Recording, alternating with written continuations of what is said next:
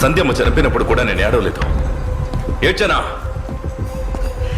అనాదివి అనాదివి అంటున్నావు కదా, ఇప్పుడు చూడు కళ్ళలో నీళ్ళు వస్తున్నాయి. సరే వదిలే నాన్న, ఈ సమస్య ఇంతటితో వదిలేద్దాం. అరే నీ లిమిట్ అంతే.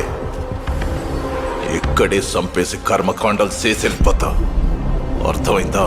రాజు ప్రాణం ఏదో చిలుకలో ఉంటుందని చెప్తారే, అదేవిధంగా నీ ప్రాణం ఆ గోల్డ్ ఫిష్లో ఉంది. ఆ గోల్డ్ ఫిష్ నా దగ్గర ఉంది.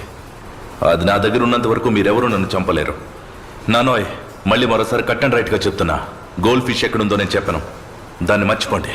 రైట్, బార్ క్లోజ్, అందరూ వెళ్ళండ్రా వెళ్ళండ్రా. నిజమే రోయ్, నిన్ను సంపలేను, దాన్ని సంపొచ్చుగా. వెళ్ళి లాక్కురండ్రా ఈడి రొక్కుమణిని. మామ వద్దు, మామ నువ్వు వెళ్ళదు.